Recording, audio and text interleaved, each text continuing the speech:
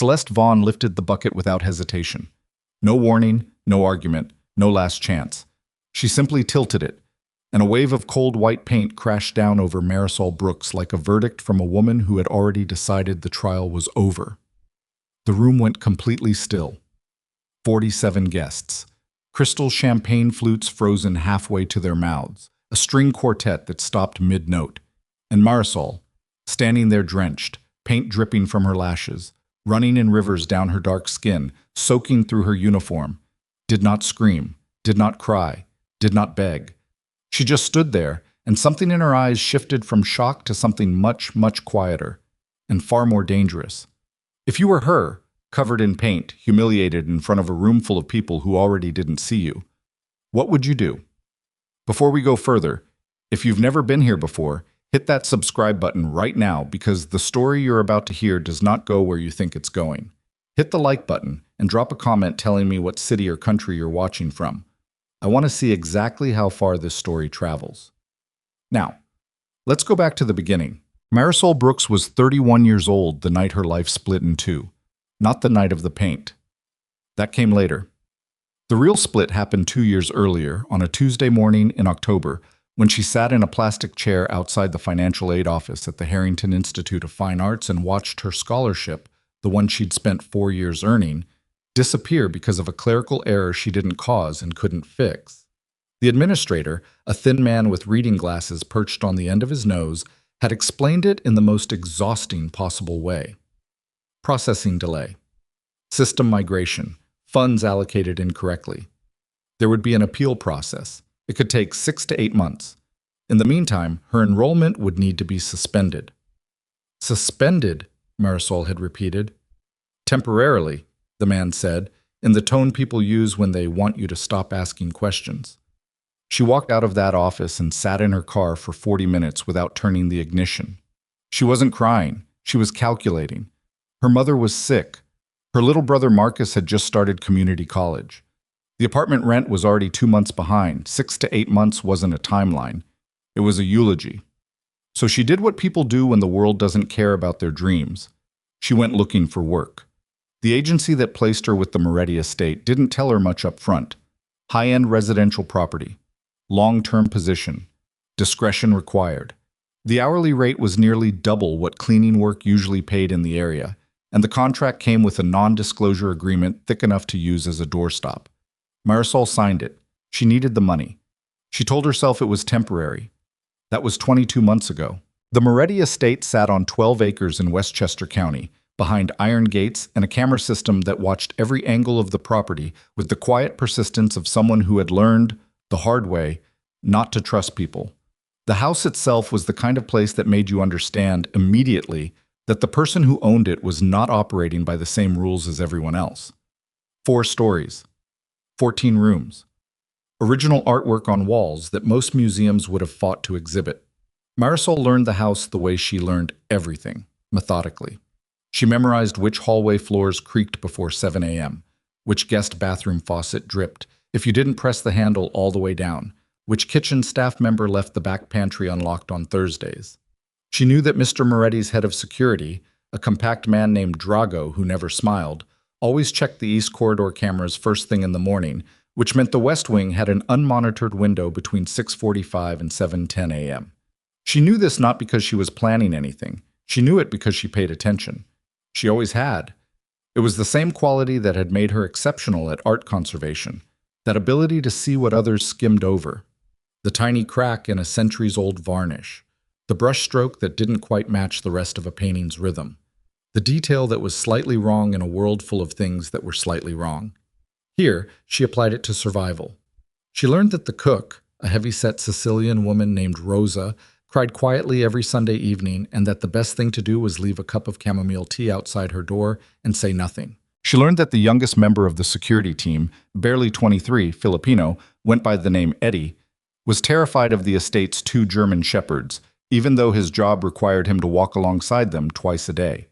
She learned that Lucien Moretti himself was most unpredictable between 11 p.m. and 1 a.m., when he worked alone in his study and didn't want anyone nearby, but that he also, without fail, left a lamp on in the east sitting room every single night, and that the east sitting room was where he kept a framed photograph of a woman Marisol had never seen. She never asked about it. That was the other thing she understood about this job. Knowing what not to ask about was just as important as knowing everything else. For 22 months, Marisol moved through the Moretti estate like water around stone, present, purposeful, and utterly unnoticed by the man who owned the place. Lucien Moretti noticed her exactly 3 times in those months. The first time, she had caught a priceless Flemish oil painting before it fell from its wire. A wire she had been quietly worried about for weeks. The weight distribution wrong in a way that bothered her every time she dusted the frame. She caught it with both hands, paint side protected, and was carefully rehanging it when Lucien came around the corner with 2 associates. He looked at her. He looked at the painting. He said, "Good catch," and kept walking. That was all. The second time, she had found his reading glasses, expensive frames, one arm slightly bent, on the kitchen counter early one morning when the house was still quiet. She set them on the corner of his study desk with a small folded note that said only East Kitchen Counter, near the fruit bowl. She never found out if he read the note or just assumed he'd misplaced them himself. The third time, and this was the one that stayed with her later when everything changed, she had been in the gallery corridor on a Tuesday afternoon, carefully dusting the frames of the paintings that lined the long hall, when she stopped in front of a mid-sized oil painting she had been studying for weeks. It was attributed to a Dutch Golden Age painter, and it was, in theory, one of the most valuable things in the house. It was also, in Marisol's quiet but certain opinion, wrong. Not forged, exactly, but wrong. The craquelure, the network of tiny cracks in aged paint, ran in a pattern that didn't match the style period. The ground layer visible at one small edge didn't behave the way 17th century lead white would have aged, and the signature, when viewed at the correct angle under certain light, sat just slightly too neatly on the surface rather than within it.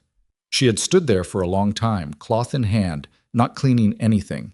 She told herself it wasn't her place to say something. She told herself the people who'd authenticated this painting had more credentials than she did. She told herself a lot of things, and then she went back to work, and the painting stayed on the wall, and she told herself she had done the right thing by staying quiet. She was still telling herself that when Celeste Vaughn arrived. Lucien's engagement had been announced publicly in March, a brief item in the business press, the kind of item that tells you very little while implying a great deal. Celeste Vaughn came from old Connecticut money, the kind that had been old money for so many generations that nobody talked about where it had originally come from. She was 44, elegant, and possessed of the particular confidence that comes from spending an entire life having every room rearrange itself around you. She moved into the estate 2 weeks before the engagement celebration. From the first day, Marisol noticed things. She noticed that Celeste never addressed the household staff by name, not even after 4 days of daily interaction. She noticed that Celeste had a habit of moving objects, vases, decorative items, small sculptures, and then watching to see who noticed and who moved them back. She noticed that Celeste visited the gallery corridor 3 times in her first week, always alone, always for longer than someone simply admiring art would stay. And she noticed that Celeste, on her second visit to the gallery corridor, spent 11 minutes standing in front of the Dutch painting that Marisol had been quietly worried about. She said nothing. None of this was her business. The engagement celebration was scheduled for a Saturday in early June. 60 guests. Caterers. A quartet. The kind of event where every surface of the house was expected to gleam and every staff member was expected to be efficient, invisible, and grateful for the opportunity to serve. Marisol worked from 5 that morning. By the time guests arrived at 7 that evening, she had been on her feet for 14 hours. Her lower back ached in the specific way it did on long days, a dull throb just above the left hip that she managed by shifting her weight and keeping moving, because stopping made it worse. She was in the gallery corridor just before 8 p.m., doing a final check of the paintings and frames, when she noticed it. The Dutch painting was crooked, not dramatically, just a slight tilt, a millimeter off level, the kind of thing that most people would never catch. But Marisol caught it, because Marisol always caught it, and she stepped closer to straighten it, and as she reached for the frame, her fingers found a seam on the back edge of the canvas stretcher that had not been there the last time she had carefully examined the frame during her monthly deep clean. She paused. She looked at the seam more closely. It was a small incision, neat and deliberate, in the wooden stretcher bar, the kind of cut made by someone who knew exactly what they were doing and was not doing it for the first time. And tucked inside the incision, held in place by a thin strip of archival tape, was a memory card, barely larger than a thumbnail, the kind that held data. Marisol stood absolutely still.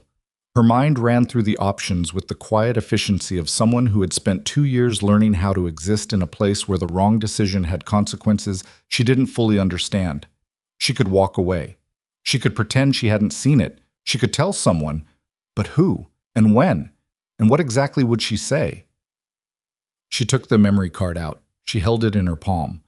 She was still holding it when she heard voices moving from the main reception room toward the corridor, and she had just enough time to slip the card into the front pocket of her uniform before the gallery doors opened. She turned. Celeste Vaughn was leading a small group of guests into the corridor, champagne glass in hand, mid-story about the collection's provenance. She stopped speaking when she saw Marisol. Something moved across her face. Fast. Gone almost before it arrived. Then she smiled. "Still working?" she said, in the tone of someone who finds the question faintly amusing. "Just finishing up the frames," Marisol said. One of the guests, a heavy-set man in a gray suit, glanced appreciatively at the Dutch painting. "Gorgeous piece," he said. "Authentic?" "Of course," Celeste said, without hesitation. Her eyes stayed on Marisol. Marisol kept her face neutral. "I'll let you enjoy the evening," she said, and she started to move toward the far door, and she was 3 steps away when Celeste's voice stopped her cold. "Actually," the word came out smooth and deliberate, the way words do when they've been prepared in advance. "I've been meaning to address something." A pause. The sound of champagne glass being set on a surface. "There's been damage to one of Mr. Moretti's paintings, in this corridor, and I believe I know how it happened." Marisol turned around slowly. The guests had gone quiet. Celeste was no longer smiling. "I've watched you in here," Celeste said, "and frankly, the way you handle these frames concerns me. These are irreplaceable works. They require trained professionals, not—" a brief deliberate pause that lasted just long enough to mean everything— household staff. "The paintings are fine," Marisol said evenly. "Are they?" Not a question. Celeste walked toward the Dutch painting, pointed at a lower corner of the canvas, and turned to the guests. "There's a mark here. Right here.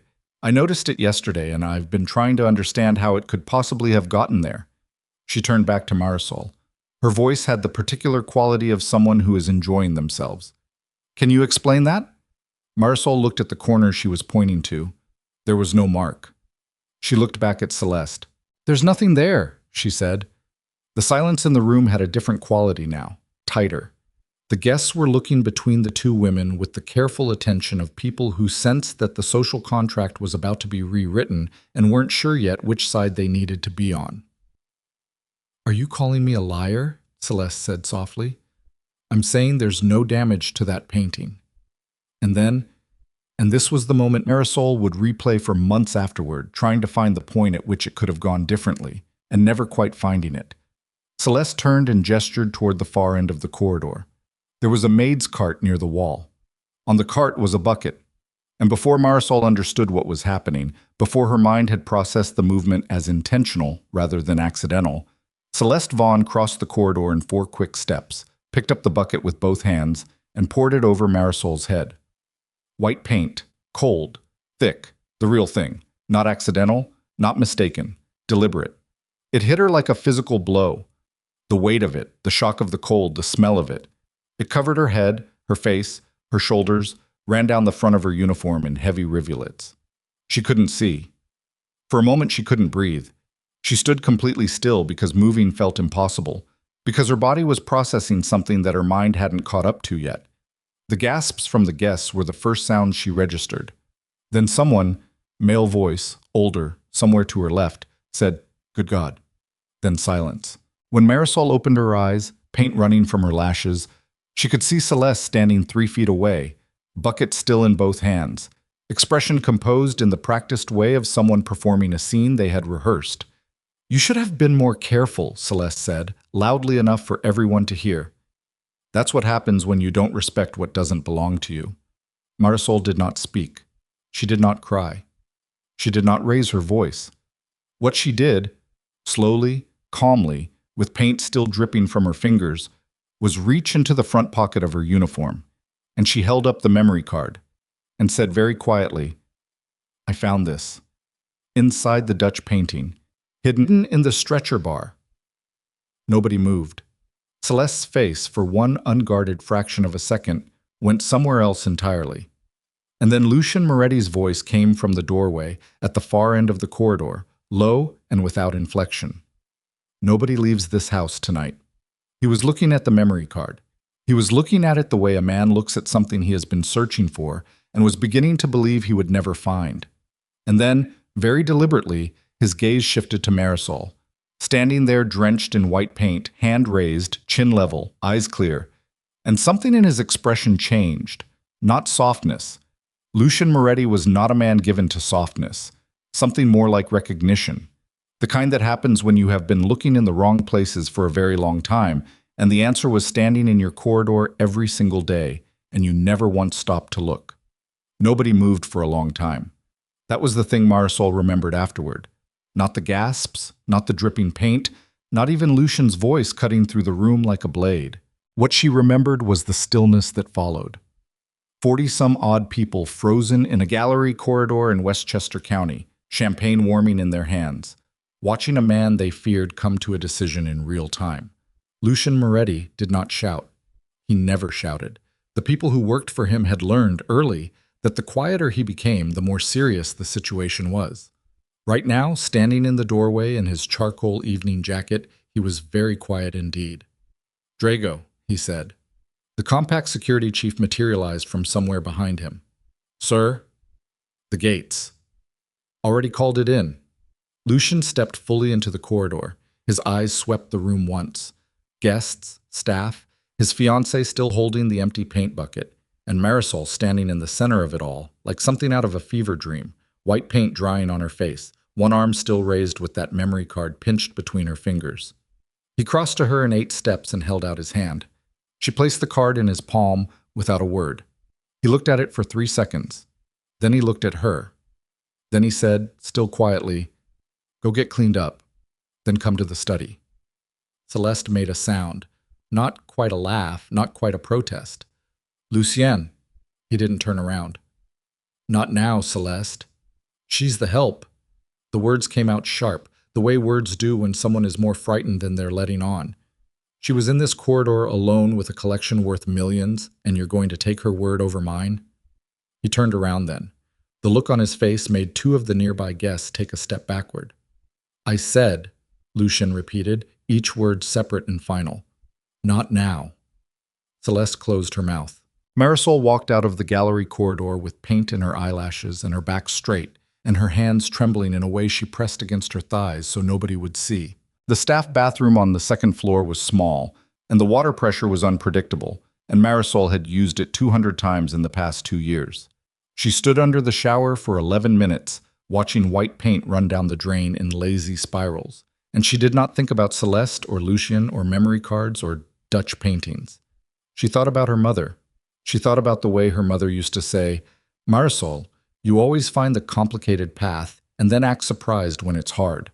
She thought about how her mother had said that while laughing, not criticizing, and how that distinction mattered more now than it used to. She dressed in the spare uniform she kept in her locker. Policy, all staff kept a spare. And she stood in front of the small mirror over the sink and looked at her own face and told herself plainly that she had done nothing wrong. She wasn't sure she believed it. Finding the card wasn't wrong, keeping it quiet for 30 seconds while she figured out what she was holding. That was judgment, not deception. But there was a voice in the back of her head, the voice that had lived there since childhood, that wanted to list every way this could still be turned against her. She was the maid. She was the one who'd been alone with the painting. She was the one who had just embarrassed the boss's fiancé in front of 60 guests, even if she hadn't intended to. In rooms like the ones in this house, in situations like this one, intention didn't always carry the weight people thought it did. She walked to the study. Lucian's study was on the 3rd floor, corner room, 2 walls of windows that looked out over the dark grounds. He was already behind his desk. His jacket was gone. His sleeves were rolled to the elbow. A laptop was open in front of him, and a small card reader sat beside it, and the memory card was already in the reader. Drago stood to the left of the desk, arms at his sides, watching Marisol the way he watched everything, without visible judgment, which was somehow more unnerving than obvious suspicion.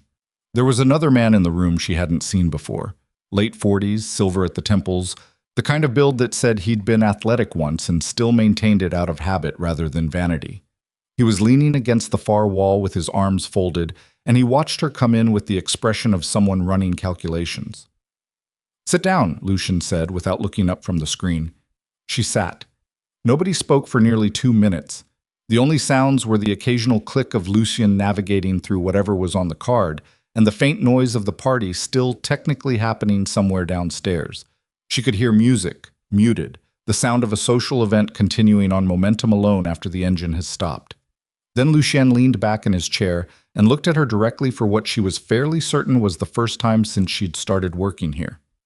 "Tell me how you found it." She told him, straightforwardly. The crooked painting, the seam in the stretcher bar she felt with her fingers, the tape, the card. She didn't editorialize, didn't explain her qualifications, didn't mention the 2 years she'd spent studying art conservation before everything fell apart. Just the sequence of events, in order, as they happened. When she finished, the silver-templed man unfolded his arms. She took it out of the painting herself. "Yes," Marisol said, rather than reported immediately. "I had it in my hand for under 2 minutes before Celeste started talking to the guests, and I ran out of options. You could have walked out of that corridor immediately. And gone to who? With what?" A pause. Lucian said, "That's a fair point, Marcus." The silver-templed man, Marcus, apparently, didn't look like he agreed, but he also didn't push it further. Drago said, "The card. What's on it?" Lucian turned the laptop to show the screen, then seemed to think better of it and turned it back. "Business records, internal communications, contracts." A pause that had weight in it. Things that shouldn't exist outside this building. The room went very still in a specific way. Marisol understood then what she was sitting in the middle of. Not just a domestic dispute. Not just a fiancé who had overreacted.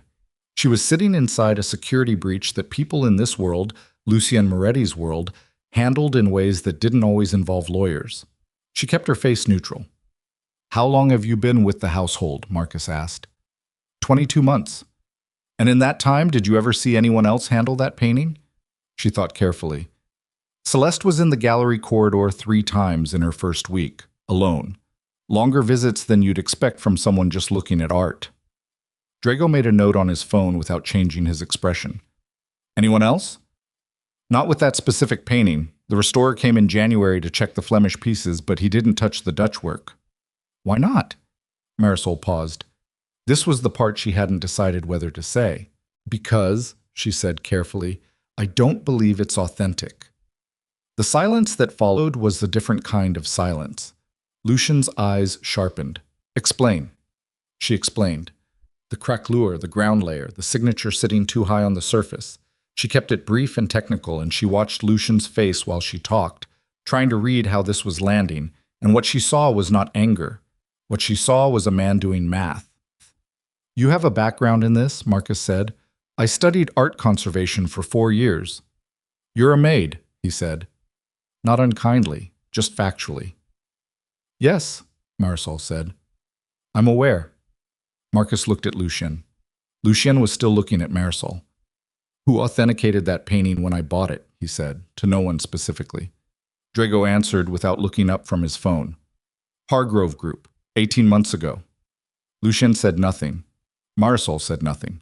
The implication sat in the room like a third party none of them had invited. Downstairs, the party was dissolving. She could hear it in the changed acoustic of the house, the sound of coats being retrieved, cars being called, voices lowering from social to private.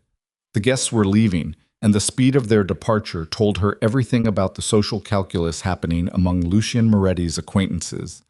The engagement party was over, the mood had curdled, and nobody with any sense wanted to be present when whatever came next came next. She heard Celeste's voice from somewhere below, elevated, working hard to maintain control. She couldn't make out the words. The tone was enough. Lucien said, "You can go." Marisol stood. Not far, he added. I need you available. She nodded and left. She went to the kitchen because the kitchen was where she always went when she needed to think, and because Rosa would be there, cleaning down after the catering staff, and because Rosa had a gift for the kind of companionable silence that didn't demand anything from you. Rosa was there. She looked at Marisol's face, the face, not the uniform, already understanding that something had shifted, and she pointed at the small table in the corner where staff took breaks, and she set a mug of tea down without being asked. Marisol sat. I heard, Rosa said from the sink. How much? Enough. A pause, the sound of water. The bucket, the paint. Yeah. She planned it. Marisol looked up. Rosa kept her eyes on the sink. I'm not supposed to say things like that. Then don't. A longer pause. The bucket was brought into the gallery corridor this afternoon, before the party started. I saw it there when I did the walkthrough at 4. I thought it was from the morning housekeeping, but I checked with Diane. Diane was the head of housekeeping. Diane said nobody put a bucket in the gallery corridor today. Marisol sat with that for a moment. Rosa. I know. You need to tell Drago. I know that too. Rosa dried her hands and turned around. Her face was the face of a woman who had spent decades working in houses that ran on complicated loyalties and understood exactly what speaking up cost you. I need this job, Marisol. I know. My daughter starts university in September. I know. They looked at each other. Tell Drago, Marisol said quietly. Write it down first, exactly what you saw, time and everything. Keep a copy on your phone, then tell him.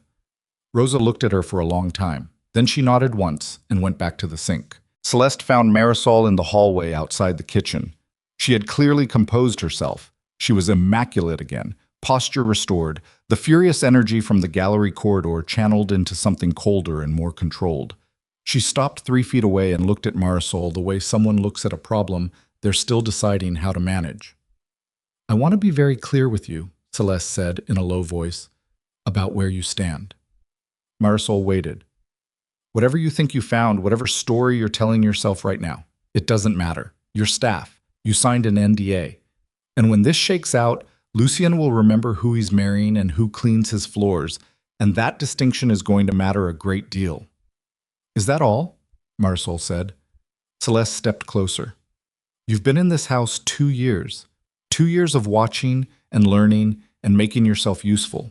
I've seen women like you before. You're smart enough to see an opportunity when it falls in your lap and just desperate enough to try to take it. She tilted her head slightly. That's not a compliment. I didn't take it as one. Don't make an enemy of me, Celeste said. You don't have the resources for it.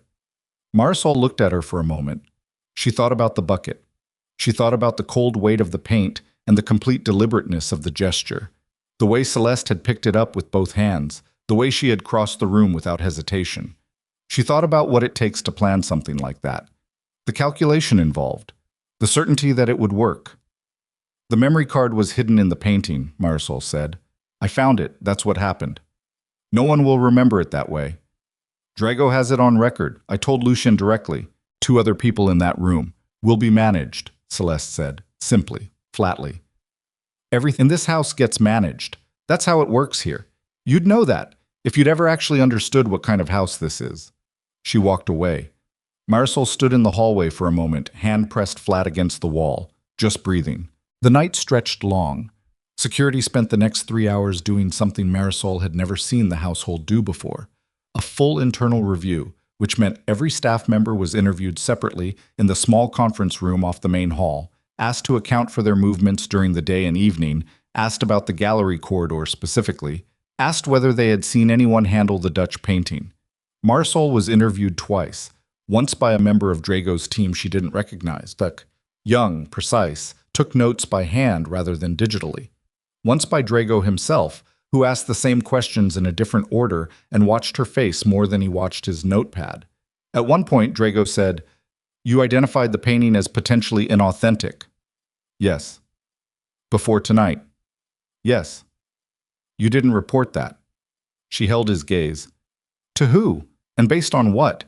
My opinion, which I stopped trusting 2 years ago when they told me my scholarship didn't exist anymore? She paused. I'm the maid, Drago. You tell me how that conversation was supposed to go. He wrote something down.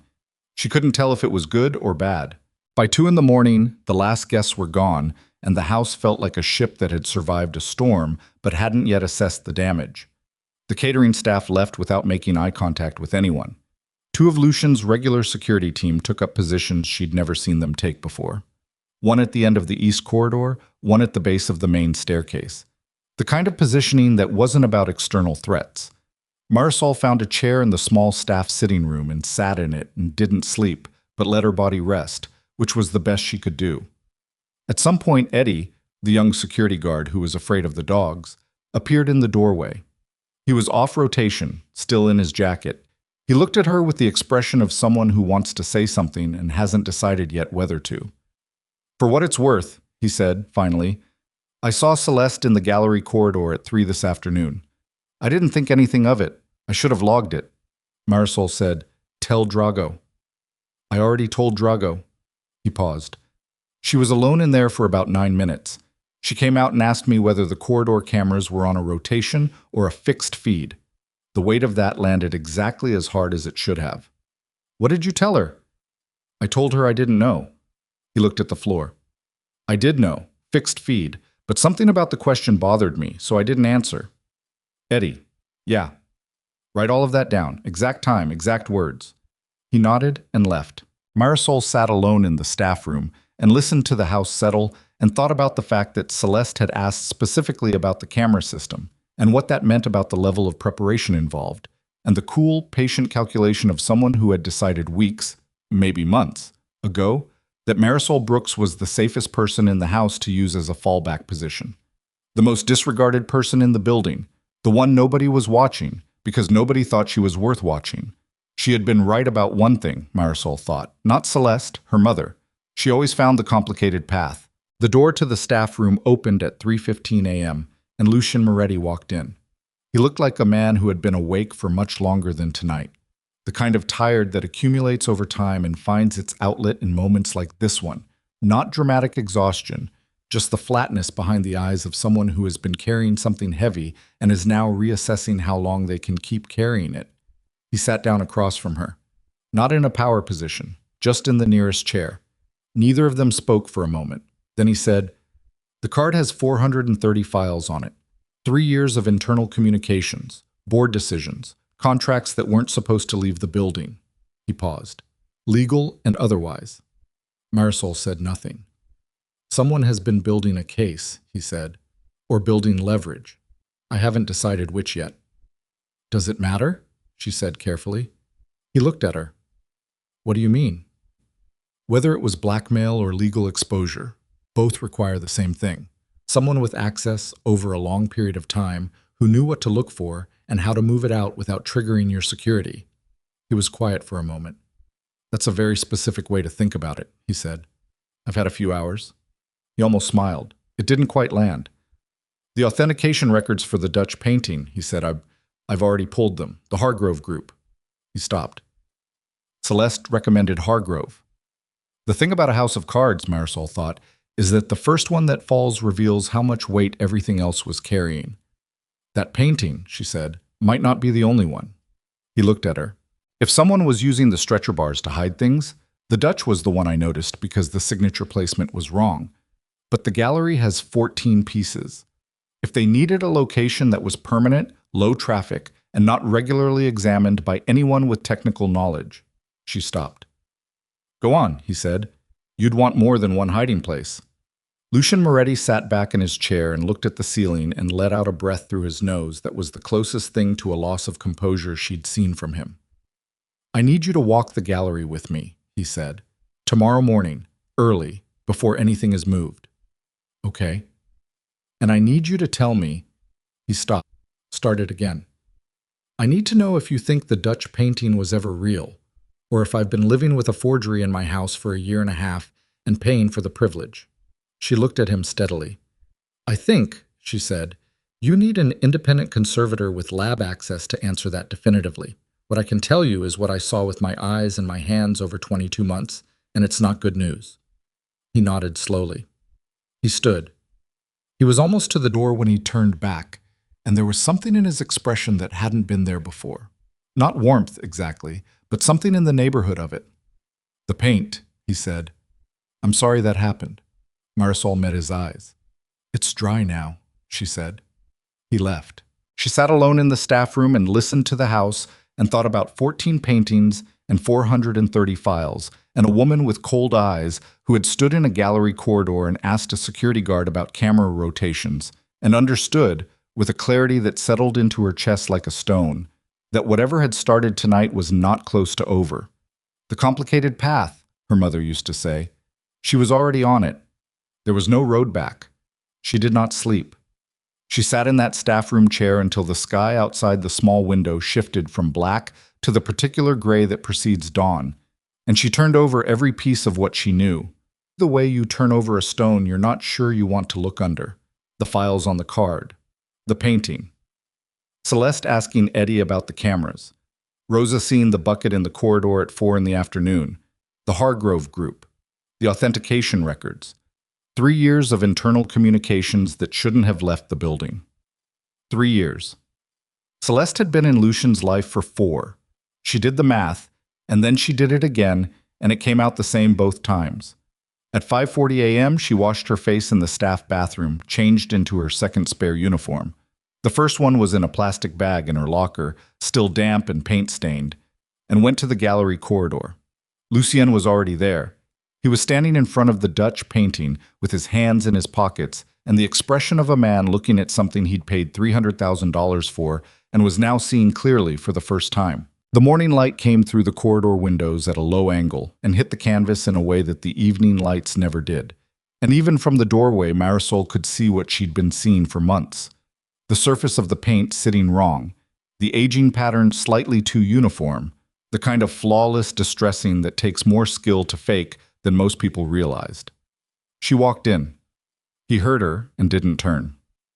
"Tell me what I'm looking at," he said. She stood beside him and looked at the painting and started talking.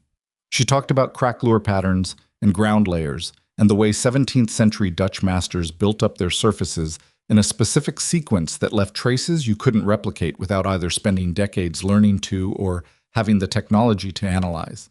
She talked about the signature and the way it sat on top of the varnish rather than beneath it. She talked about the pigment in the lower right shadow area and why it was wrong for the period. She talked for about 6 minutes. When she stopped, Lucien said, "How long have you known?" "I've suspected for about a year." "And you didn't say anything." It was not an accusation, it was a question. There was a difference, and she was glad he understood that. "I'm the maid," she said. "That's not false modesty, that's the operational reality. If I walk up to you one afternoon and say, 'I think your $300,000 painting is a forgery,' the best case outcome is you bring in a second opinion, and I'm wrong, and I've made myself look foolish and possibly unstable. Worst case, I'm right, and now I'm the person who's been keeping that information to herself for months, in a house where security is not theoretical." He was quiet. "I made a calculation," she said. "I'm not saying it was the right one." "What changed last night?" "Last night I had something in my hand. It wasn't just an opinion anymore." He turned and looked at her then, fully, the way he hadn't in 2 years of her working in his house. Not the quick glance of an employer, the actual focused attention of a man trying to understand something. "The other paintings," he said, "we should start with the ones that have been authenticated in the last 3 years." He nodded once, and they began. It took 2 hours to walk the gallery. Marisol moved methodically, spending time with each piece, examining frames and stretcher bars where she could access them, talking quietly about what she observed. She kept a mental list and spoke it aloud as they went. Lucien didn't interrupt. He stood slightly behind and to the right of her at each painting, which was an odd reversal of every dynamic their relationship had operated on for the past 22 months, and she was aware of it without making it into something it wasn't. By the time they reached the end of the corridor, she had flagged 4 paintings. The Dutch was the most obvious. 2 others had anomalies she wouldn't stake her reputation on without lab analysis. Faint inconsistencies, the kind of thing that could go either way.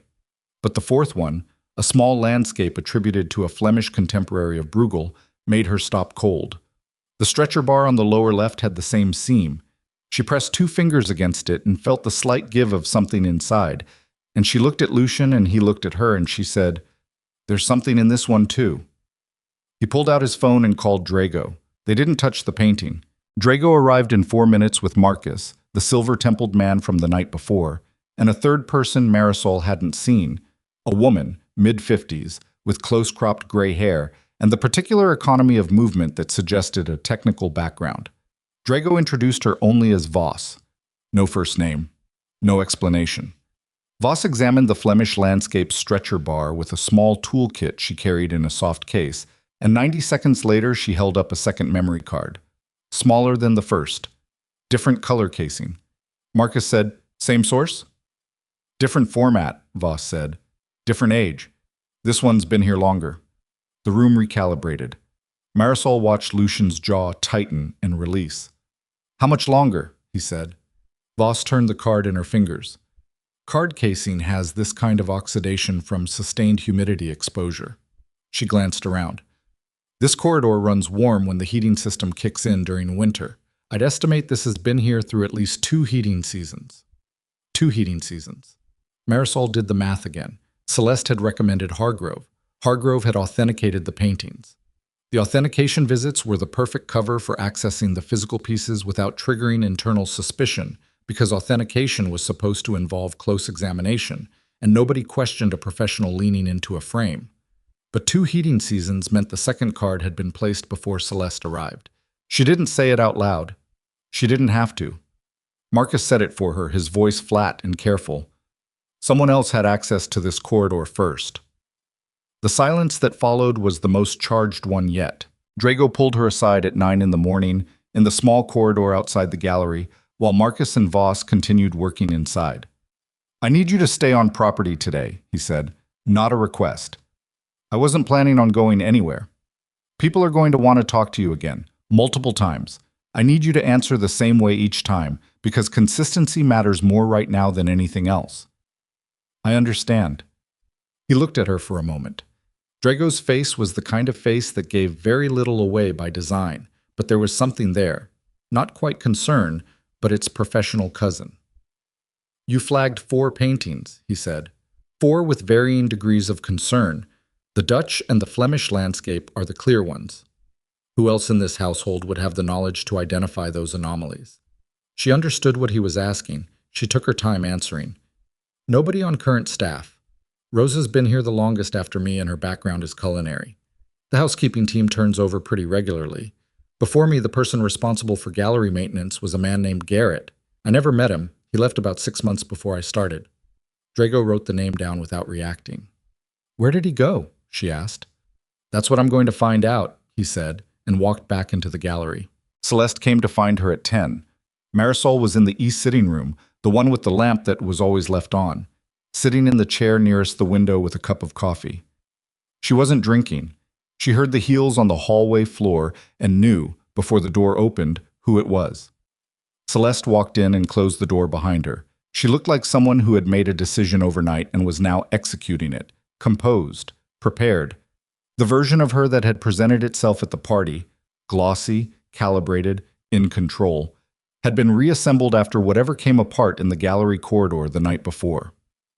"I'm going to offer you something," Celeste said. Marisol said nothing. $200,000. Celeste said it simply, the way you say a number you've already decided on and don't intend to negotiate. "Deposited today into an account of your choosing, in exchange for a statement clarifying that last night's events were the result of a misunderstanding, that you found the card and weren't sure what it was, and brought it to me first, and that in the confusion the situation escalated beyond what either of us intended." Marisol looked at her. "You'd be protected," Celeste continued, "financially independent. You could go back to school, do whatever you were doing before this job, and this whole situation, the paint, the embarrassment, all of it, becomes a regrettable evening that nobody needs to revisit." The lamp in the corner was on. It was always on. Marisol had wondered for 2 years who the woman in the photograph was, the one Lucian kept in this room, the one she'd never asked about. She still didn't know. You planned the bucket," Marisol said. Celeste didn't answer. "You brought it into the corridor before the party. You asked Eddie about the camera rotation. You already knew the card was in the painting and you needed someone to discredit before it was found, because you weren't sure how much longer it could stay hidden. Celeste's expression didn't shift. I'm making you an offer. No, Marisol said. A beat. Something moved behind Celeste's eyes, fast, cold, and gone. That's a mistake, she said. Probably. You don't understand what you're in the middle of.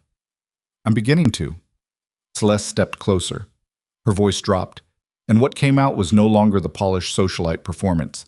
It was something older and more honest and much more frightening. I have been building something for 3 years.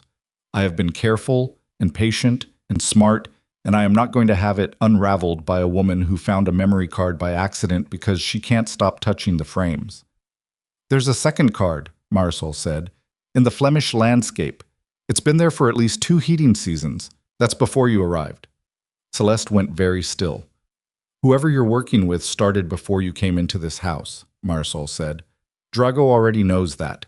The timeline doesn't fit you alone. For the first time, Celeste Vaughn looked genuinely frightened. Not of Lucian, not of Drago, of whoever the name was that Marisol hadn't said yet, because she didn't know it. The name of whoever had placed that first card 2 winters ago, before Celeste arrived, before Marisol arrived, when the gallery had a different maintenance person named Garrett, and the Hargrove group hadn't yet been recommended to anyone. Take the money, Celeste said, but her voice had lost its shape. No, Marisol said. Celeste left. Marisol sat with her cold coffee and her racing heart, and the particular terror of someone who has just realized that the water they're standing in is much deeper than they thought. At noon, Voss found her. She came in without knocking, sat across from Marisol, and put a tablet on the table between them. On the screen was a photograph of a man, late 40s, thin face, wire-rimmed glasses. Do you know him? Voss said. Marisol looked at the photograph carefully. No. His name is Thomas Garrett, former household art curator for the Moretti estate. Left the position 28 months ago. Voss tapped the screen. 3 weeks before you were hired. Drago said he'd look into him. Drago found him 40 minutes ago. Voss paused, and in the pause was something that made Marisol stop breathing for a moment. Garrett has been working for the Hargrove Group for the past 2 years. Senior authentication consultant. The shape of it fully assembled in Marisol's head, and it was worse than she'd thought. Garrett placed the first card before he left. He took a job at the firm that would later be recommended to authenticate the collection. He inserted himself into the authentication process, which gave him renewed physical access to the paintings, which meant the card she'd seen Voss pull from the Flemish landscape might not have been placed 2 winters ago by Garrett as curator. It might have been refreshed, updated, accessed during one of the Hargrove visits, with Celeste's engagement providing the social cover that made his presence at the estate unremarkable. 2 people, different angles, same target. Why? She said. Voss looked at her steadily. That's the question Lucian is asking right now, in the next room, with Garrett on a phone call he doesn't know is being recorded. Marisol's hands were flat on the table. She noticed they were shaking slightly, and she pressed them down harder. What's on those cards? She said. Specifically, what kind of leverage? Voss considered her for a long moment, making a decision. Then she turned the tablet over, pulled up a different screen, and showed her a single document summary. 3 lines. Marisol read them. She read them again. That's not leverage, she said quietly.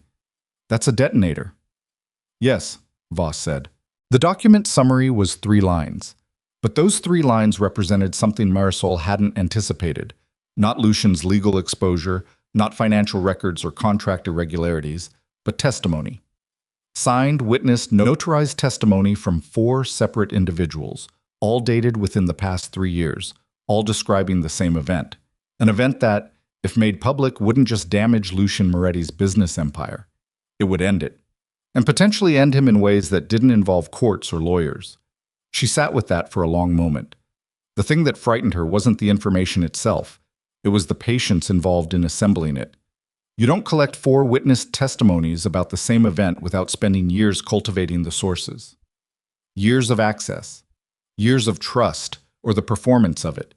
Years of being inside a world close enough to understand exactly which information was lethal and which was merely damaging. Garrett had been inside this house for years before her. Celeste had been in Lucian's life for 4. Between them, they had assembled something that could be triggered at a moment of their choosing, during a marriage, during a legal dispute, during any situation where they needed Lucian Moretti to do exactly what they said. Not blackmail for money, blackmail for control. She was still processing this when the screaming started downstairs. She heard it before she understood it, a voice she recognized as Celeste's, elevated far past the register of calculated anger into something rawer and less managed. Then a door slamming, then Drago's voice, flat and authoritative, not shouting but cutting through. Marisol was on her feet and at the door before she'd made the conscious decision to move. She stopped herself. Going downstairs wasn't her role. She wasn't security. She wasn't staff in any meaningful operational sense right now. She was somewhere in between, in a position she'd never been in and had no framework for. She stood at the door with her hand on the frame and listened. The voices downstairs sharpened and then muffled as a door closed. Then footsteps on the main staircase, quick, and Marcus appeared in the hallway outside the sitting room. His face had something on it she hadn't seen before. Not the calculating flatness from last night, something tighter. "Garrett's gone," he said. She stared at him. "What do you mean, gone?" Phone call ended. His location was traced to a car service that picked him up from a hotel in White Plains at 9 this morning. He's in the wind. Marcus put his hand on the doorframe. He was never coming in to talk. The call was a delay. And while we were focused on Garrett, someone accessed the estate server room. The cold that moved through her was specific and physical. "What was accessed?" she said. We don't know yet. Voss is in there now." He paused. "Celeste is claiming she had no knowledge that Garrett was gone. She's saying she's a victim of his operation as much as Lucy." "Do you believe her?" Marcus looked at her with the expression of a man who had spent a career not answering that kind of question directly. "What I believe doesn't matter right now. What matters is that we have a server breach, a missing operative, and 4 paintings that may be evidence of something we don't fully understand yet. The testimony," Marisol said, "on the cards, that's the priority. If Garrett has copies of that documentation—" "He does," Marcus said. "That's the assumption we're operating on." She thought about what Voss had shown her. 3 lines. A detonator. "Then why hasn't he used it?" she said. "If he has copies, if he's gone, if the operation is blown, why not trigger it now? Why run?" Marcus was quiet for a moment. "That's the right question," he said. "And right now it's the one Lucian is asking." "Which means," Marisol said slowly, thinking through it as she spoke, "that triggering the information isn't the endgame. It never was. The endgame is the threat of triggering it. You can only use a detonator once. As long as it's not triggered, it's still leverage." She looked at Marcus. "Garrett ran because the operation was discovered, not because he's done. He'll make contact. He'll reestablish the terms. And the terms will be different now because the original plan, using Celeste's marriage to maintain proximity and access, that's gone." Marcus looked at her for a long moment. "You know," he said, "Lucian asked me this morning if I thought you could be part of this. The floor didn't move, but it felt like it did." "What did you tell him?" she said carefully. "I told him the profile doesn't fit. Someone running a 3-year intelligence operation inside a house doesn't accidentally find a memory card at a party and hold it up in front of 40 witnesses." A pause. "But I want you to understand something. That assessment can change. And in this house, when assessments change, situations change with them. Fast." He left. Marisol stood alone in the east sitting room with the lamp burning in the corner and the photograph she'd never asked about on the shelf, and the full understanding settling into her bones like cold water that she had been useful up until this moment in a very specific way, as the person who found things, who noticed things, who could walk a gallery and identify what was wrong. But the situation had shifted. Garrett was gone. The server had been breached. Celeste was repositioning herself as a victim. And Marisol was the only person in this house without a team, without a history, without leverage of her own. The only person here who had nothing but her word and her knowledge, and the fact that 24 hours ago she had stood drenched in white paint in a gallery corridor and held up a memory card instead of walking away. That was her entire position. It was not much. And now Marcus had told her, in the clearest language available to a man who chose his words, like a surgeon chose instruments, that her position in this house was conditional on the assessment of one man, and that assessment was currently under pressure from every direction, and that the person most motivated to alter it was a woman downstairs who had been building a case for 3 years and was not, despite everything, finished.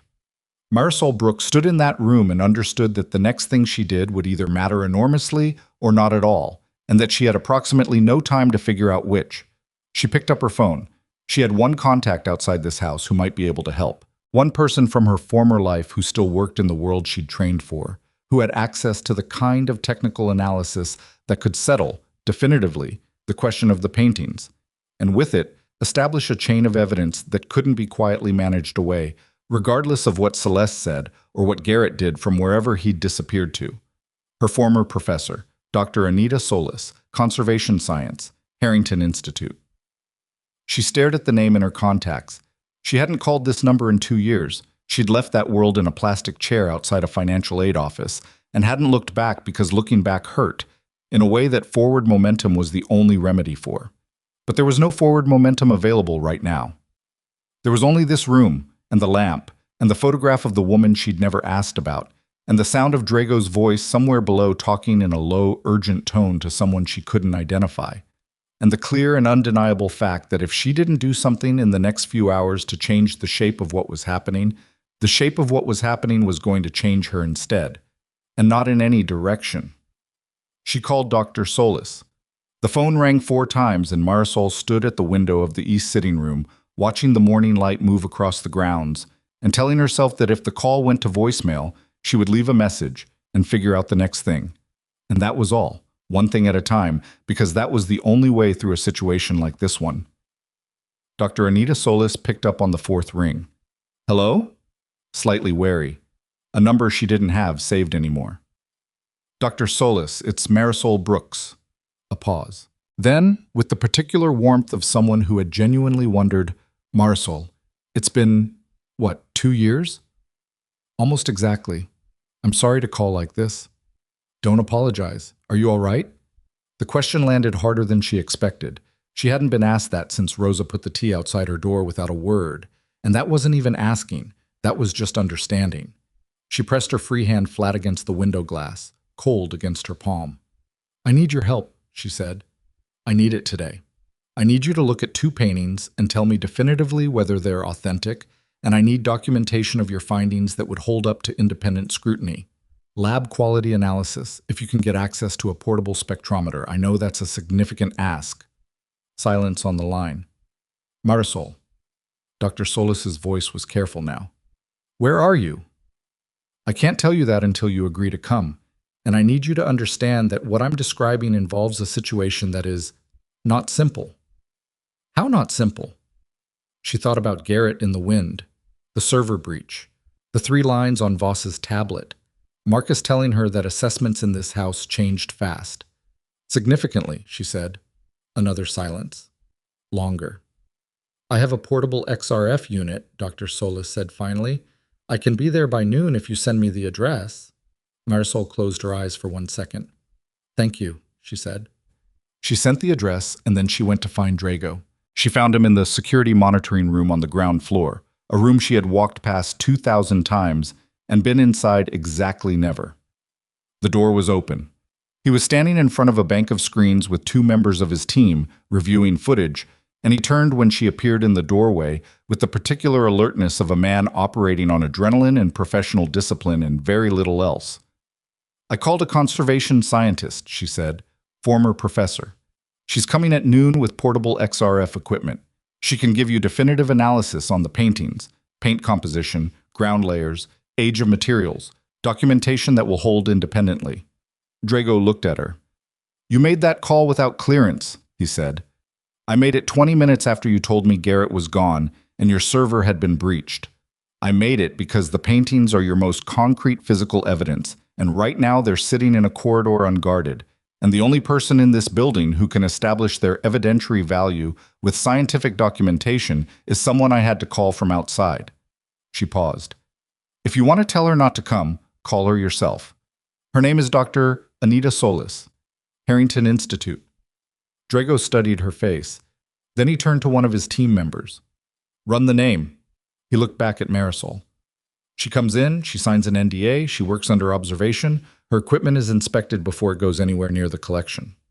She'll agree to that. She doesn't have a choice. He turned back to the screens. The server breach, 7 minutes of access. Whoever it was knew exactly where to go and how long they had. Celeste? Her keycard wasn't used, but keycards can be cloned. He said it flatly, as information rather than accusation. We're pulling footage now. The server room camera had a 90-second gap in recording. Someone who knew the system. Garrett again. Or Garrett's preparation, executed by someone still inside the house. How many people currently on property? She said. Including you, 14. Down from the party staff and catering. Everyone's been asked to stay. Is everyone staying? Drago's jaw tightened fractionally.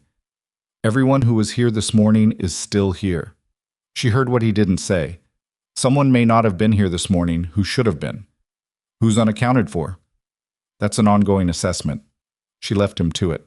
At 11:15, Celeste requested a meeting with Lucian. Marisol knew this because Rosa told her, appearing in the kitchen doorway with the expression of a woman who was deeply unhappy about being a conduit for information but had made her peace with it. She had told Drago about the bucket. She had written it down and kept a copy. And now she was watching the household she'd worked in for 11 years come apart at its foundations, and she was doing the thing that people like Rosa did, staying useful, keeping her eyes open, and making tea. He agreed to see her? Marisol said. In the main study, Drago is present. Good. Rosa sat down across from her. She's going to tell him something, she said. Something that changes the shape of things. I can feel it. Marisol looked at her. Why do you say that? Because I've worked for powerful people my whole life. And when someone like Celeste asks for a meeting the morning after everything falls apart, it's not to apologize. Rosa's hands were wrapped around her mug. It's because they've found a new angle. Marisol sat with that. The new angle. What did Celeste have left? Garrett was gone. The cards were in Drago's possession. The server breach was being traced. The paintings were about to be scientifically analyzed. Her original plan, marry Lucian, maintain access, use the leverage at a moment of her choosing, was gone. But the testimony. The 4 signed, witnessed, notarized testimonies on those cards. If Garrett had copies, and he did, then the leverage still existed. It was just no longer in Celeste's hands, which meant Celeste's only play was to get in front of it, to walk into Lucian's study and tell him what was on those cards before Garrett used them, to position herself not as the architect of his destruction, but as the person who, for whatever reason she could construct, was now trying to protect him from it. Marisol stood up fast enough that her chair scraped back. Where are you going? Rosa said. I need to talk to Marcus. She found Marcus in the hallway outside the study, which told her the meeting was already happening. He was standing with his arms folded and the look of a man listening through a door he'd decided not to open yet. She's repositioning, Marisol said, keeping her voice low. She's going to tell him about the testimony on the cards and frame herself as someone who discovered what Garrett was doing and was trying to manage it. She'll say the files were her insurance against him, not against Lucian. Marcus looked at her. That's a significant read, he said. It's what I would do if I were her. It's the only play she has left. If she tells him first, she controls how he hears it. She shapes the emotional response before the facts can. She already knows what's on the cards, Marcus said. That's not in dispute. Does Lucian know what's on them? Specifically, the testimony? A pause. He knows there are files. He hasn't reviewed the full contents yet. Marcus's expression shifted by a fraction. Voss has been working on cataloging them. Then Celeste gets there first, Marisol said.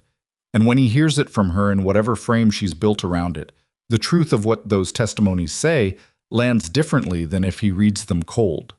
Marcus said, What do you need? I need Voss to bring him the testimony documentation right now, before that meeting ends. He looked at her for 3 full seconds. Then he turned and walked down the hall without another word. The door to the study opened 8 minutes later. Marisol heard it from the chair she'd positioned in the hallway, far enough to be unobtrusive, close enough to know what was happening. She heard Lucian's voice, sharp and short, and then Celeste's, elevated, and then Drago's, flat and cutting through both. Then silence. Then the sound of Celeste's heels, fast and uneven across the floor, and the door opened fully, and she came out and saw Marisol sitting in the hallway and stopped. They were 4 feet apart. Celeste's composure was fractured in a way Marisol hadn't seen before. Not the brief flash of fear from the sitting room, but something deeper and more structural. The particular look of someone who has played their final card and watched it lose. "You," she said. Marisol said nothing. "You just can't stop." Her voice was low and shaking slightly, with something that wasn't grief and wasn't quite rage, but lived between them. "You found the card. Fine. That was bad luck. But you didn't have to keep going. You could have taken the money. You could have walked away and gone back to whatever you came from, and none of this. You planned the bucket before you knew I'd found anything," Marisol said quietly. "You planned it in the afternoon before the party, before you knew about the card, which means the plan wasn't about the card. The plan was to establish in front of witnesses that I was someone who damaged things, someone who couldn't be trusted near the collection. You needed that on record in case something went wrong." Celeste stared at her. "Something had already gone wrong," Marisol said. "Before last night. That's why you needed insurance on me specifically. What happened? Did Garrett tell you the card might be discovered? Did the authentication timeline get complicated?" "Stop," Celeste said. "You were afraid, not of me, of Garrett, because he had more than you did, and you were in the marriage plan. And he wasn't. And at some point you realized you were the visible one, and he was the protected one. And if anything surfaced, you were the target, and he was gone." "Stop talking." "The bucket wasn't about me," Marisol said. "I just happened to be the most convenient person to attach it to." Celeste's hand came up. Not a strike, but close. The gesture of someone who has run out of words and reached for something more immediate. And then Drago was in the doorway, and his voice said, "Ms. Vaughn," in a tone that stopped everything. Celeste lowered her hand. She looked at Marisol for a long moment with an expression that had gone past anger into something exhausted and almost honest. "I needed the marriage," she said, quietly. Just to Marisol. Not performing anymore. Not for the money. I needed what it gave me access to. Because Garrett had been building that file for 3 years, and I found out 18 months ago, and I didn't go to Lucian because I was already too far in, and there was no version of that conversation where I came out safe. She paused. "I thought if I was inside the marriage, I could manage it, find the cards, destroy them, get Garrett out. But you couldn't find them. He moved them. After the January authentication visit, the second card was in a different painting than I'd been watching. I didn't find it until 3 weeks ago. And that's when you decided you needed a fallback position. I needed someone whose credibility I could control." Her eyes were steady now. Whatever remained of her composure gathered around this single point of honesty. You were perfect, invisible, competent enough that the damage to the painting would be believable. Not powerful enough that anyone would fight very hard to believe your version over mine. She said it without cruelty, which somehow made it worse. "Except," Marisol said, "you miscalculated how visible I'd become the moment I held up that card." Celeste said nothing. Drago touched her arm. "Miss Vaughn, the study." She went. Marisol sat back down in the hallway chair and looked at her hands and breathed. Dr. Solis arrived at 12:07 with a hard case and a graduate student assistant and the expression of a woman who had driven from New Haven at speed and had questions she was disciplined enough to save for after the work. She signed the NDA without reading it carefully, which told Marisol she trusted her, and that trust sat heavy and warm in her chest like something she'd forgotten she had access to. "Which ones?" Dr. Solis said, snapping gloves onto her hands. "Dutch, far end. Flemish landscape, mid-corridor, left wall. Visible anomalies? Crack lure pattern, ground layer, signature placement on the Dutch. The Flemish I'm less certain on structurally, but the stretcher bar was used as a concealment point, so whatever the authentication status is, the physical integrity of the piece has been compromised." Dr. Solis looked at her for a moment with the expression of a professor watching a student. She thought she'd lost comeback fluent in the language. "You haven't stopped thinking about this," she said. "No," Marisol said. "I never stopped." They went into the gallery. What followed was 2 hours of the most focused and silent work Marisol had been close to in years. Dr. Solis moved with the precision and economy of someone who had done this in worse conditions. Flood-damaged museums, post-fire recovery sites, once a church basement in rural Portugal with a flashlight and no electrical access. Her graduate student documented everything. The XRF unit hummed. Numbers appeared on screens. Dr. Solis looked at them and made notes and said nothing beyond occasional technical shorthand to her student. Marisol stood back and watched. Drago stood in the doorway and watched Marisol.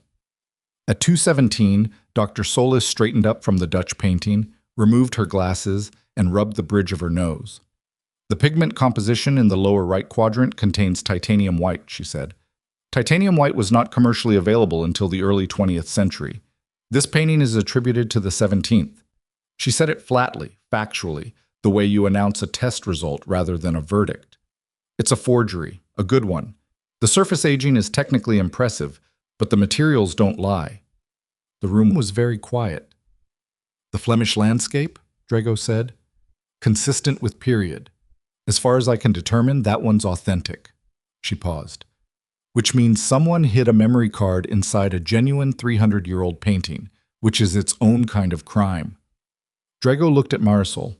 She looked back at him. I need written documentation, he said to Dr. Solis. You'll have it within the hour. He stepped out of the gallery, phone already at his ear.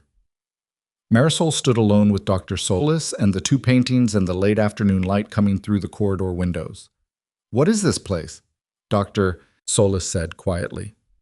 Complicated, Marisol said. Are you safe here? She thought about it honestly. Right now, yes. Dr. Solis looked at her for a moment. Come back, she said, when this is over, whatever this is. The appeal process at Harrington reopened. The funding panel made a decision last year to automatically reinstate deferred students who can demonstrate continued engagement with the field. She paused. 22 months in a collection like this counts. Marisol looked at her. Come back, Dr. Solis said again, simply. She didn't answer. She couldn't right then.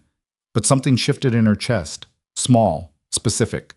A door that had been closed for 2 years moving fractionally on its hinges. At 4 p.m., Lucian Moretti called everyone into the main reception room. Not guests, they were gone. Staff, Marcus, Drago, Voss, Dr. Solis and her student, who were treated as temporary neutrals, and Celeste, who came in last, accompanied by Drago, and took a position near the window that put her back to the glass and her face toward the room. Lucian stood at the center. He looked like a man who had made decisions he wasn't going to revisit. The tired thing behind his eyes from 3 a.m. was still there, but it had been put somewhere. Organized. What was in front of it now was something cleaner and colder. I'm going to say what I know, he said, and then I'm going to say what happens next. Nobody interrupts. Nobody did. He spoke for 6 minutes. He covered the memory cards and their contents without specifying the testimony details, just their existence and their nature as leverage documents. He covered the Dutch painting's confirmed forgery status, citing Dr. Solis, whom he acknowledged by name and thanked with a nod she returned without expression. He covered the server breach and what had been accessed. He said it was limited and said it in a way that suggested this was the best available news in an otherwise bad day. He covered Thomas Garrett's disappearance and the connection to Hargrove Group. He did not cover what was on the testimony documents. He did not mention what Celeste had said to him in the study. He covered none of that, and Marisol watched Celeste's face while he spoke and understood that this omission was either mercy or strategy, and that the two things were not mutually exclusive. When he finished, the room was silent for a moment. Then Eddie, from the back of the group, said, "What about Garrett? What happens to him?" "That's being handled," Lucian said. The way he said it closed the subject. He looked around the room once, and his gaze stopped briefly on Marisol, and there was something in it. Not the assessment she'd been braced for, not the calculation she'd watched him apply to everyone else in the room.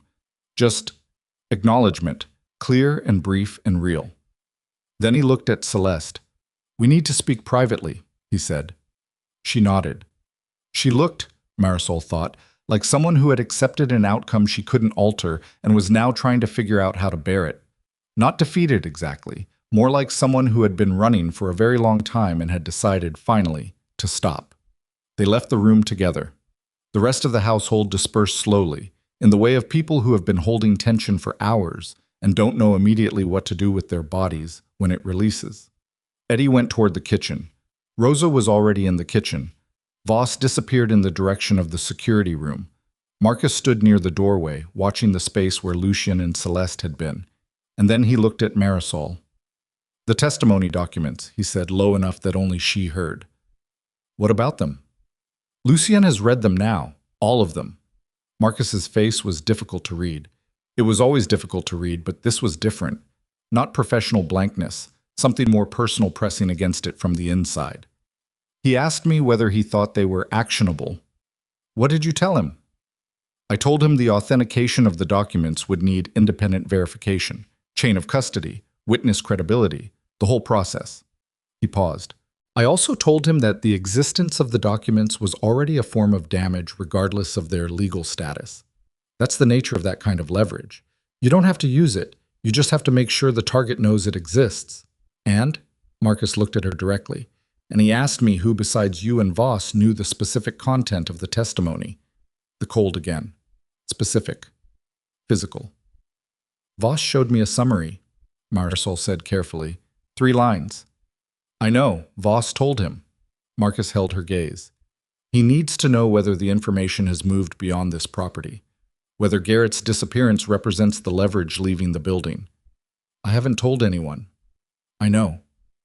Then why are you telling me this? Marcus was quiet for a moment. Because the next hour is going to determine whether the situation resolves cleanly or whether it becomes something that can't be resolved cleanly. And the only variable I can't fully account for is what Celeste says to him in that room right now. He looked toward the door they'd left through.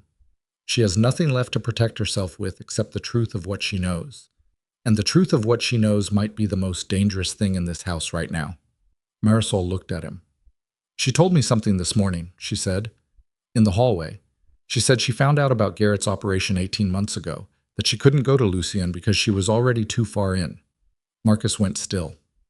She said she was trying to find the cards and destroy them herself, that she thought the marriage would give her the access to do it. Did you tell Drago that? No. She paused. I'm telling you. He studied her face. Why? Because it changes the shape of her culpability, not eliminates it, changes it. And if Lucien is in there right now making a permanent decision about her based on incomplete information. She stopped, started again. I don't have any loyalty to Celeste Vaughn. She planned to destroy my credibility with a bucket of paint, and she was good at it, and she would have succeeded if I hadn't put my hand in a stretcher bar at the exact wrong moment. But the truth matters, even when it's inconvenient, even when it's about people who've done you harm. Marcus stared at her for a long moment. Then he said, Wait here. And he walked toward the door Lucien and Celeste had gone through, and he knocked twice and went in without waiting for an answer. Marisol stood alone in the reception room. The house was very quiet. The afternoon light was going orange through the west windows. Somewhere distantly, she could hear Dr. Solis on her phone, probably dictating notes for the written report, her voice low and professional and utterly ordinary in a way that felt almost surreal. She heard, from behind the closed door at the far end of the room, a voice that rose briefly and then cut off. Not Lucien's, Celeste's. And then silence. And then Marcus's voice, level and measured, and then more silence. She waited. Her hands were steady now. The shaking from the morning was gone. She felt the particular kind of calm that comes not from the absence of danger, but from having moved through enough of it that your body stops anticipating and starts simply responding. The door opened. Lucien came out alone. He walked toward her and stopped 6 feet away and looked at her with an expression she had no name for. Not gratitude, not relief, not any of the things she might have expected.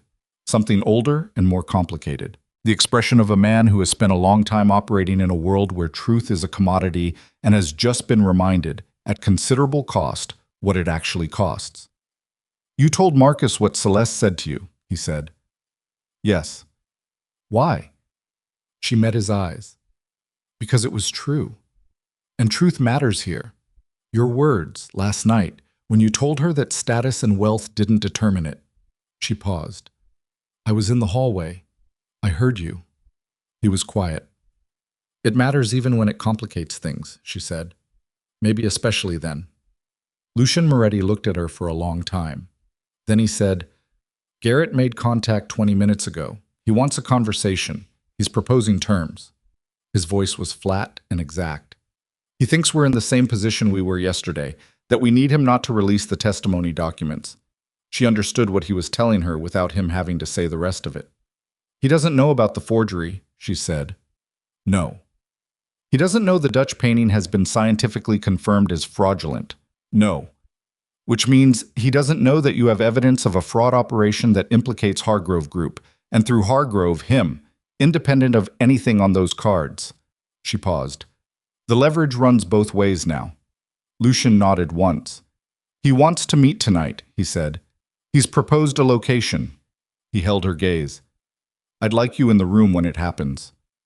The quiet in the house pressed in around them. Why? She said. Because you've seen every angle of this that I missed, he said. And I'm done missing things. She looked at him. This man she had worked for without his ever truly seeing her, who had walked past her in corridors for 2 years, while she quietly kept his house intact and his paintings identified, and his household functioning through the simple, unglamorous act of paying attention to what everyone else overlooked. She looked at him and thought about Dr. Solis's voice saying, "Come back," and about the door that had moved fractionally on its hinges, and about her mother saying she always found the complicated path and acted surprised when it was hard. Okay, she said. The word barely left her mouth before Drago appeared in the doorway behind Lucian, and his face said everything about the next few hours before he spoke a single word, and the last of the orange afternoon light came through the west windows, and threw long shadows across the floor of the room where everything was about to reach the point it had been building toward, since a woman in an evening jacket lifted a bucket with both hands and changed the shape of the world in that corridor the night before, and Marisol Brooks stood in the center of it and did not look away. Drago's face said, "It's happening now. Not tonight. Now." Garrett had changed the terms. The proposed meeting location, a hotel in White Plains he'd named 40 minutes ago, had gone dark. His contact number was disconnected. And 22 minutes after going dark, a message arrived through a routing system Voss identified as deliberately obscured, addressed not to Lucian's personal line, but to the estate's main business correspondence address, which meant Garrett had access to information he should not have had access to unless the server breach from this morning had given him more than they'd assessed. The message was 4 sentences. Voss read them aloud in the security room, her voice flat and factual. "You know what I have, you know what it can do. I'll be in contact in 72 hours with revised terms. Enjoy your evening." Nobody spoke for a moment. Then Marcus said, "He's not running, he's resetting." "Why?" Eddie said from the back of the room. "Because something changed his calculation," Marisol said. Everyone looked at her. "He knows something he didn't know this morning," she said. "Something that makes him think waiting is better than meeting." She looked at Voss. "The server breach. What exactly was accessed?" Voss pulled up a log on her screen. "Email archive. Correspondence from the past 18 months, specifically the thread involving the Hargrove Group authentication visits." Marisol went still. "That thread," she said carefully, "does it reference the Dutch painting specifically?" "It references all 4 authenticated pieces." "Does it reference any concerns about the Dutch painting's provenance?" A pause while Voss searched. "There's an email," Voss said, "from 14 months ago, from Lucian to his estate manager." She read, "Follow up with Hargrove, the Dutch piece. Something feels off, but I can't put my finger on it. Ask them to re-examine." The room absorbed this. "Hargrove's response?" Marisol said. "Reconfirmed authentication, same credentials, same certification number." She turned to Lucian. "Garrett saw that email thread this morning. He now knows you had a doubt about the painting 14 months ago, and that Hargrove, which is him, functionally, reconfirmed it. He knows his own fraud is inside your correspondence. He knows that if you pursue the forgery angle, that email proves you are already suspicious, which means any legal process will ask why you didn't act sooner." She paused. "He thinks he's bought himself cover." Lucian's jaw was tight. "Has he?" "No. Because he doesn't know Dr. Solis was here today. He doesn't know we have independent scientific documentation that didn't go through your estate correspondence and isn't in any system he accessed." She looked at Voss. "Is that documentation on any network device right now?" "It's on Dr. Solis's portable unit," Voss said. "Offline." "Then he doesn't know it exists." The room shifted. The particular quality of air in a space where people have been running on emergency adrenaline and have suddenly found the first solid ground. Lucian said, "So his play in 72 hours will be to come to the table with the testimony documents as primary leverage, assuming the forgery is still his cover. Yes, Marisol said. And when he does, you'll have documentation he can't anticipate and can't neutralize. Marcus said, we'll need that report legally formatted, chain of custody established. Dr. Solis as a named expert witness if it comes to that. I'll call her, Marisol said. Lucian looked at her. Make the call, he said.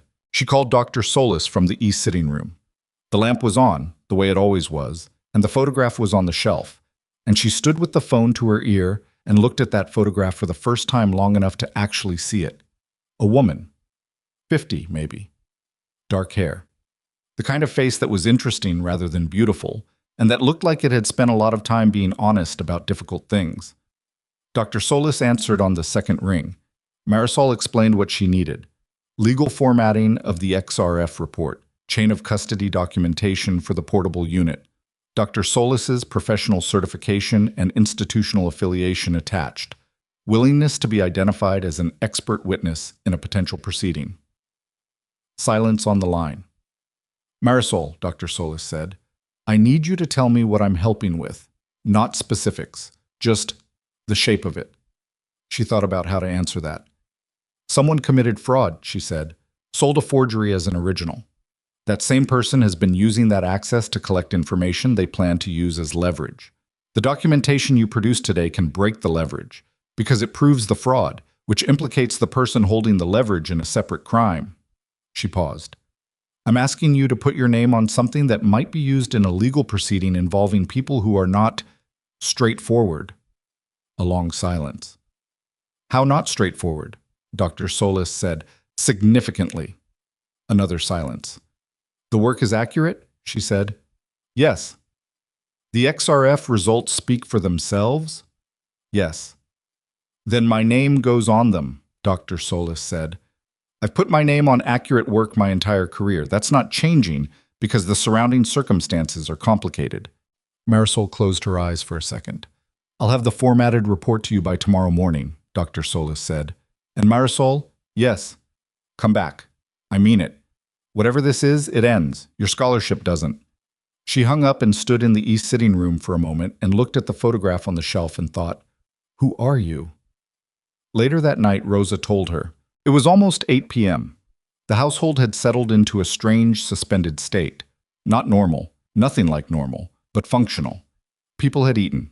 People had found ways to occupy themselves in the particular way you do when waiting is the only available action.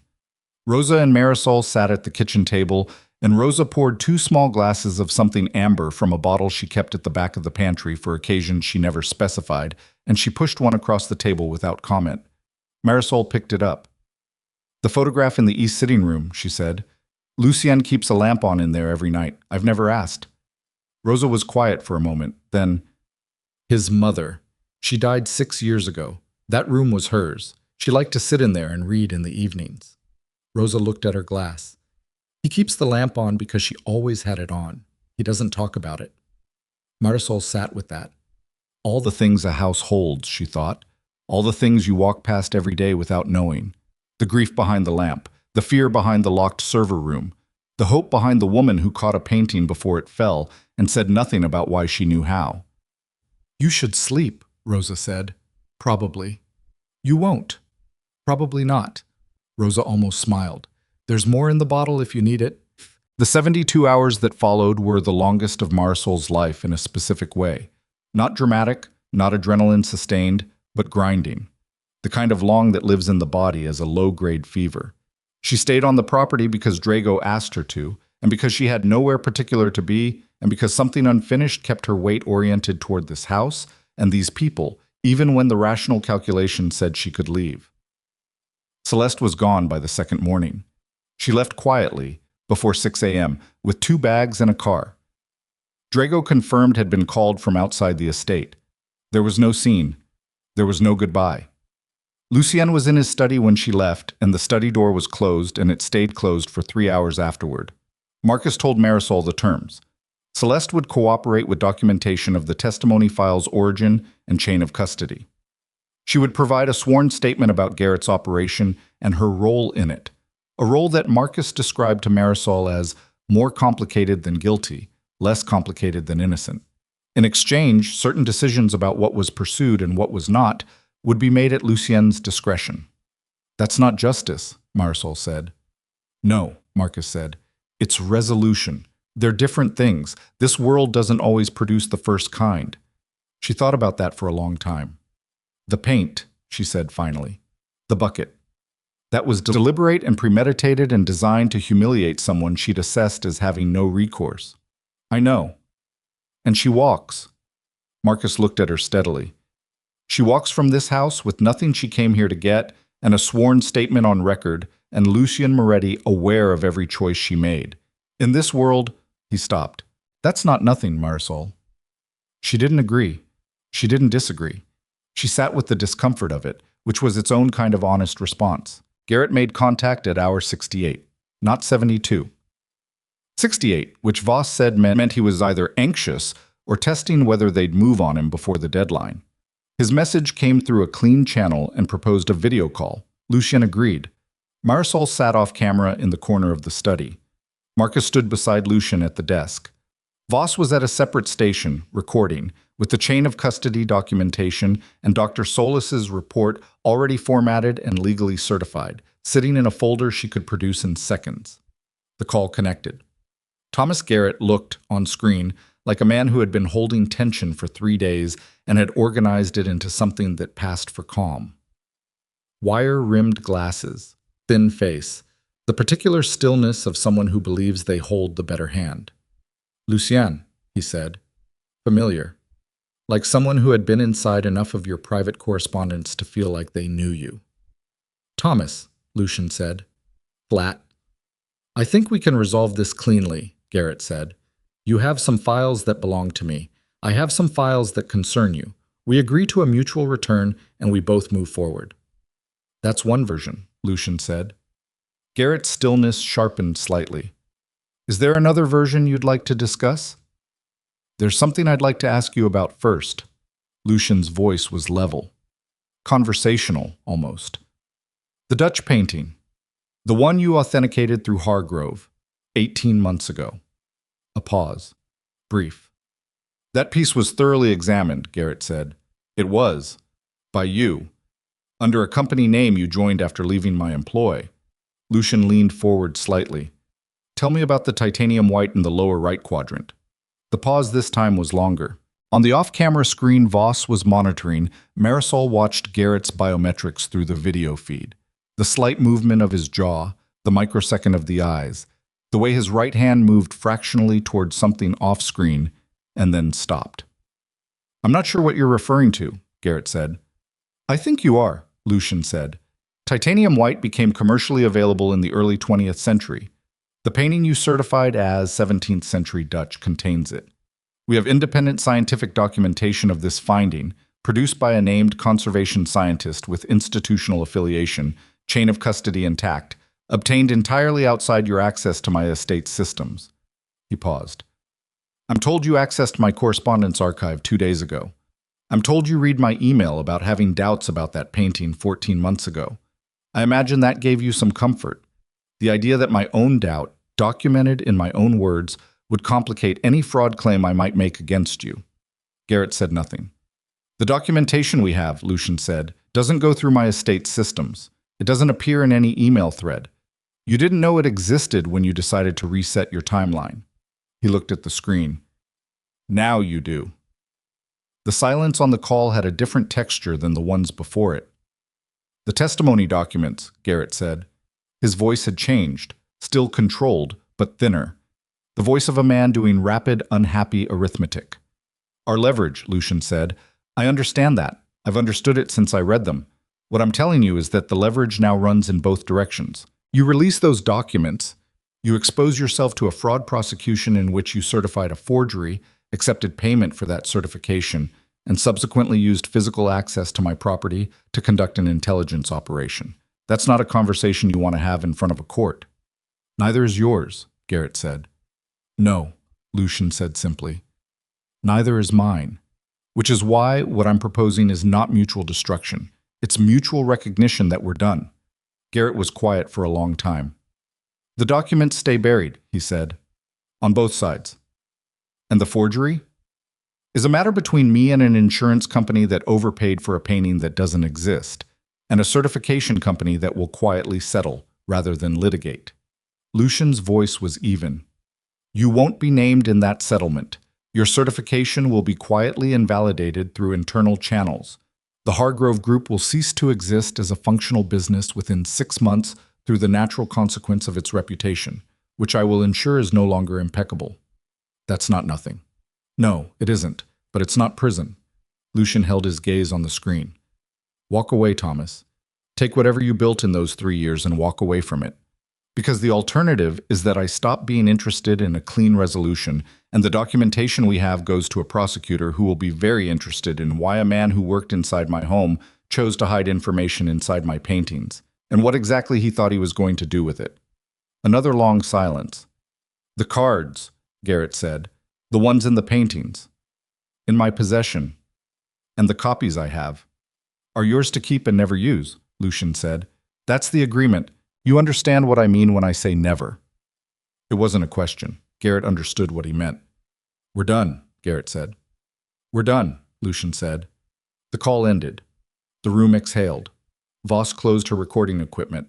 Marcus put both hands flat on the desk and let out a long, slow breath through his nose. Lucian sat back in his chair, and for a moment he looked like what he actually was. A man in his mid-50s who had been running on control and strategy for 4 days without the benefit of pretending it hadn't cost him anything. Marisol stood up from her chair in the corner. Lucien looked at her. It's not everything, she said. No, he said. The people whose testimony he collected. They don't get a resolution from this. No, they don't. He held her gaze. I'm aware of that. She believed him. She wasn't sure what she thought about the agreement. She wasn't sure the discomfort she felt about it was something she was entitled to feel, given that she understood, incompletely, but enough, the nature of the world this agreement had been made inside. But she felt it. She let herself feel it. Because the alternative was to smooth it over with the comfort of pragmatism, and she'd watched other people do that and seen what it made of them over time. I'm going to leave tomorrow, she said. Lucian nodded slowly. I know, he said. She packed her locker that evening. There wasn't much. The spare uniform she'd go home in, the small notebook she kept, a pair of comfortable shoes she kept for long shift days, a photograph of her brother Marcus that she'd taped to the inside of the locker door on her first week and looked at every day since. Rosa appeared in the doorway. I'll write you a reference, she said, for whatever it's worth. Marisol looked at her. Rosa, thank you. I've worked in this house 11 years, Rosa said. I've seen people come and go, staff, associates, women Lucien was involved with, people from his other life. She paused. You're the only person I've seen in 11 years who found something wrong and told the truth about it. Even when telling the truth costs more than staying quiet. Marisol looked at the photograph of her brother. It costs more anyway, she said. Staying quiet. Rosa made a small sound that was agreement without words. Will you stay? Marisol said. Here. After all this. Rosa thought about it genuinely. My daughter starts university in September. My apartment has a rent that requires this salary for another 8 months at minimum. She said it without bitterness, just fact. So yes, I'll stay. Good, Marisol said. The back pantry lock needs to be reported to maintenance. Left hinge is going. Rosa almost laughed, fully laughed. It was a good sound in the small room. Lucian came to find her just before she left. She was in the entrance hallway with her bag, waiting for the car she'd called, and he came down the main staircase in the unhurried way of a man who had already had the conversation he wanted to have in his head and was arriving at the spoken version with a degree of calm he'd had to earn. He stopped at the bottom of the stairs. The scholarship, he said. Dr. Solis mentioned the reinstatement program. She told you that? She called me this morning to finalize the documentation. We spoke briefly. He looked at her steadily. I'd like to cover the costs, tuition, housing, whatever the reinstatement requires. She'd known this was coming. She'd been thinking about how to answer it since Dr. Solis first said, come back in the gallery corridor. No, she said. He didn't look surprised. Why? Because if you pay for it, it's yours. Even if that's not how you intend it, it's the shape of it. And I've spent 2 years working inside the shape of your resources and your world, And I need to go back to my own life as myself, not as a person whose path was cleared by someone else's money. She held his gaze. I'm not saying it to be ungrateful. I know, he said. I'll apply for the reinstatement on my own terms. Dr. Solis said the 22 months here counts as continued field engagement. I have documentation of the gallery work, the conservation assessments, the forgery identification. She paused. I have the work. I'll use the work. He looked at her for a long moment.